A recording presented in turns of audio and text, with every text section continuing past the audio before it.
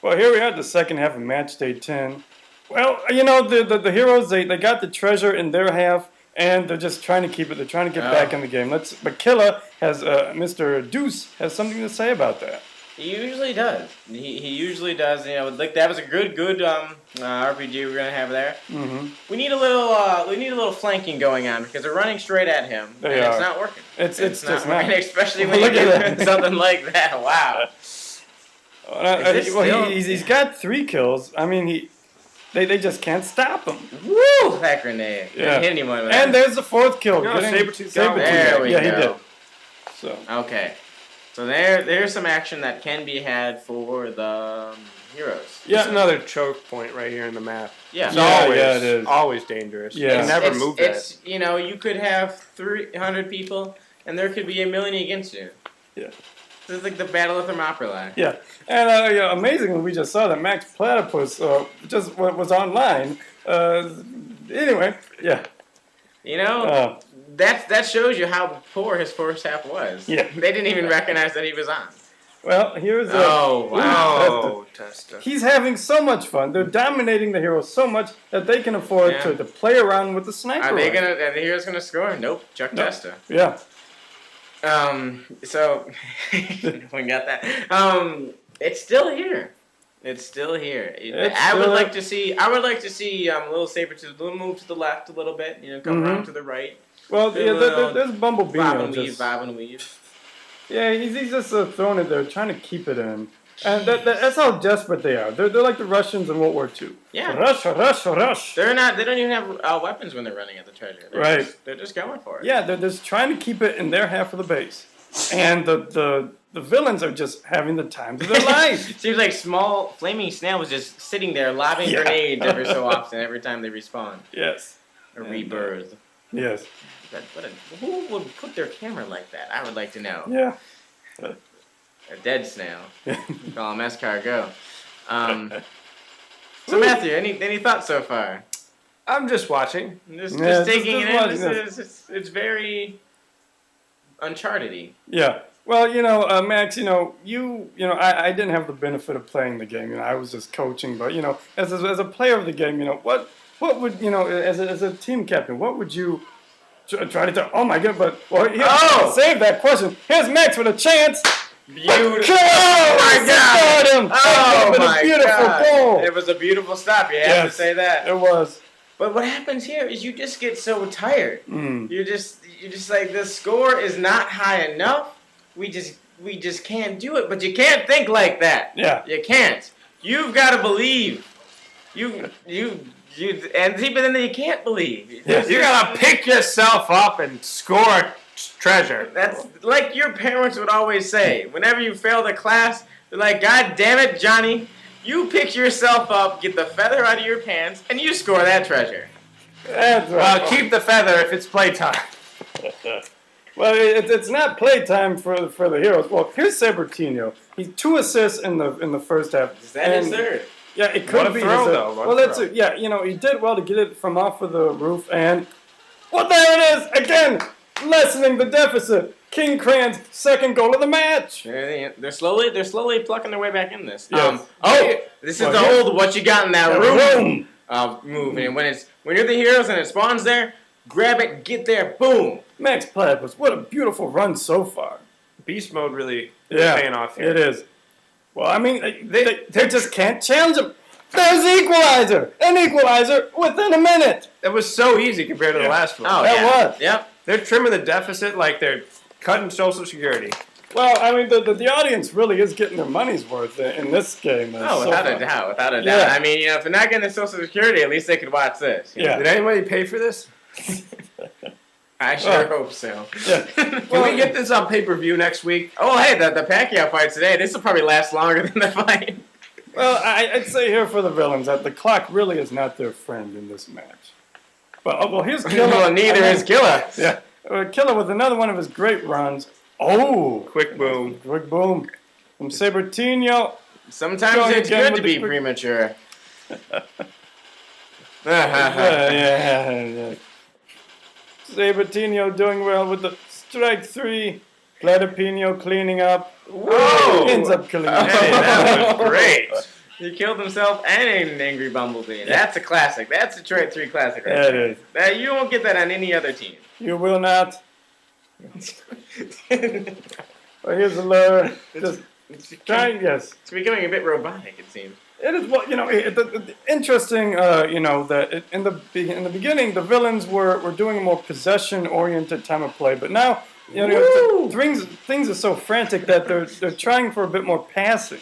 I think Anonymous is still owning everyone. This is look ridiculous. at that. Yeah. And he's moving the treasure, so it's not just a deathmatch ownage. Hey, Good Life Studios got a kill? Wow. And it was killer. Well, and he picked up the treasure.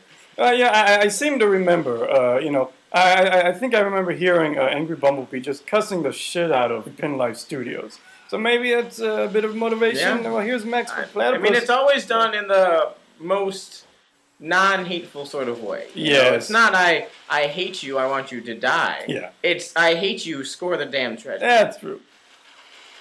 It's sort of like, Michael Jordan talking to his teammates. Yeah. Or Rafa Marquez. It's like Good Life Studios is Luke Long. Yeah, well, yeah.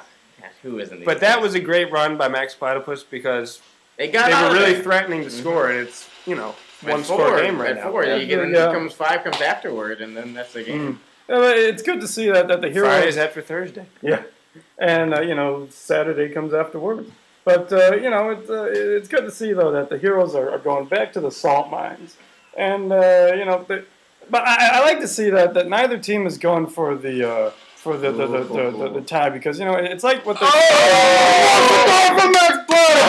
that was it. Good Life Studios kills Maxplatypus. If there is one way we could do instant replay, that's where we would need it, because we don't know where that grenade came from. It came out of nowhere. It just was hatched. It just flew out of the coop and just boom. I really like that throw, though, but Killer got there. Wow. Look at Killer. Killer's a player you want to... Killer is like Danny Granger. He's going to be on a terrible team, but he'll keep you in it. Yeah, I will say that play, it really electrified the crowd. And look at Angry Bumblebee. Plus, Killer has a really ugly shot. Yeah. Well, I mean, the heroes here, they're not completing any dribbles, but again, you're seeing some good possession. You got Platypus, Bumblebee, and Kingkranz all grabbing it, willing to die for, and Good Life Studios. And you have Sabretooth playing the role that the team needs him to. They're giving it a good tug here. Yeah, this is how they should have played in the first half. They're giving each other cover. Could it pay off? Well, here's Pinlife. They're getting Good Life to the woodboard. Is Good Life going to end this? He did! And the heroes to score. Look at that. He gets the game winner. He had 8 kills that half. He did. It was 7. But still, wow, gentlemen, what did we just see? We saw a team that just plucked the competition. They saw that the other team was right for the plucking. They took the feathers out of their pants because it wasn't playtime anymore. That's right. It was business time. That's right. Because they had their business socks on. That's how you knew. It's business time. Yeah. Yeah. Business, man. Well, yes, but I mean, I don't think they really deserved that one, but I think it was more the villains giving that away. Oh, because they were up 4-2, and then you just saw Tedsta doing nothing, just playing with people with a sniper, and they just didn't even try the second half. Then at the very end, they tried, but Heroes had a lucky no cigar, and they turned it on them. Very, very reminiscent of Uncharted 2, the Uncharted 2 season, where the Detroit 3 at the Ice Caves took the big lead and didn't do anything in the second half. They ended up holding on to at least to get the draw. But it's very reminiscent of you like, oh, let's relax. In the Ice Cave, yeah. Well, at least they didn't make the same mistake now that they did then, which is taking the treasure that same exact route. Yeah. Here we saw some diversity of play. And in characters and in play. I know. A lot of racial diversity, too. Scoring diversity, racial scoring. But this is a very interracial sort of team. Yes. They just... But, I mean, even though the heroes came away with the win, in the second half, it became a 3-on-2 game. So Detroit 3 really stepped up. It was the 3 of them between, the only 2 players on the villains team, Anonymous, Deuce, and the Tedsta. And really, I think those 2 players are the story of this match. Yeah, the rest of the members on the villains didn't do anything. On the heroes, you had the Detroit 3 and King Crab. He also had Good Life playing a lot better in the second half. That's true. And grabbing the treasure. He grabbed the treasure. Scored the winning thing. He did. It's sort of like Derek Fisher hitting that shot with 0.4 of a second left over the San Antonio Spurs. It's like, why on earth doesn't Kobe have the ball? Oh, it's okay. It went in. It's just like, why isn't Maxplatypus moving this? It's okay. They won the game. Except it wouldn't really be Derek Fisher. It would be like Luke Walton. Or Smush Parker. Yeah, or Wilt that's still Chamberlain. But, the thing that I like about Uncharted 3, with the with a slower respawning of the treasure, you really have to possess more. You can't just go for the kills. You can't just be like Lure. But when 28-28, I mean, I'm not the best KDR, but he got 28 kills, only 18 seconds of possession, did not pay off. No. He was not there when his team needed him to be offensive. If you're not going to possess the treasure, you gotta get kills. Yeah, that's right. Yeah. And that's what We've makes, Anonymous Deuce. Such an amazing See, player. that's kind of why I think exactly what you said is true. Sabretooth had 48 kills, only 15 seconds of possession, but he turned into 3 assists. And also, what was his KDR? Assist. What was his KDR? You've got to think with 40, it's got to be high, right? Yeah. I mean, it's not like, he would die 40 times as well. Okay, yeah, he won 48-23, 2.67 KD. See, that's what you got to do. If you're not going to have 15 seconds of touching, we need a lot of KD. Do that and get 3 assists. I mean, what a playmaker. Yeah. He moved from central defensive mid to central attacking mid. And, this is the one instance where, pushing players forward really pays off. Yeah, he didn't have the feather in his pants the whole time. He did not. You got it out, you shook it out, you shake your leg, you do a little dance, you turn around, you put the treasure in the chest, and you win. Yes. Well, that's what it's all about. But, I think the Detroit 3 could really learn a lot from Mr. Anonymous Deuce. I mean, let's just sing his praises right here. I mean, as good of a playmaker as Sabertino was, Mr. Anonymous Deuce, he did all that with getting possession. RPG kills, craziness, stopping them in that corridor right after halftime. He's an amazing player. This is a pure Uncharted player. We've talked about pure Uncharted play. That's a man you want on your team. But you also have to look at the will to win of the heroes. Yes. As one of the villains picked up the treasure and is about to gently place the childlike treasure into the chest, out of nowhere, this quick boom grenade comes and arcing across the sun.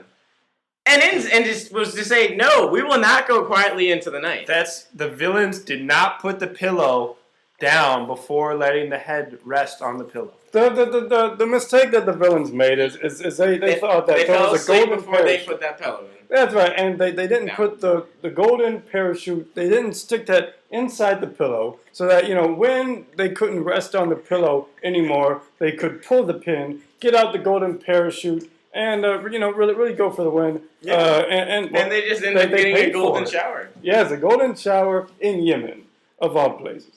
So, but they didn't get to celebrate. It's too bad. Yeah, but the heroes, this is it's a rebuilding year for them. I still can't believe Anonymous did all that with such a big load in his pants. He had to carry the biggest load of everyone.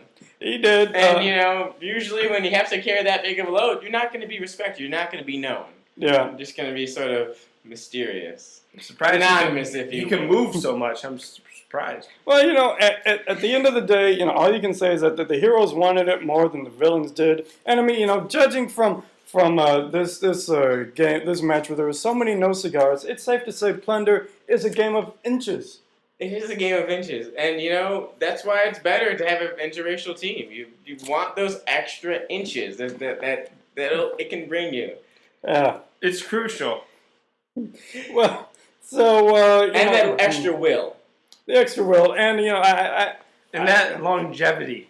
Yeah, the longevity, and just a more broader, more wide, thickness to the play. Oh yeah. Yeah. The deeper will. The treasures of Plunder. To just ram it in for the victory. I mean, not stop until you hit the wall, the back of the chest. Treasure. Yeah. Well, stay tuned, everybody. for the next match.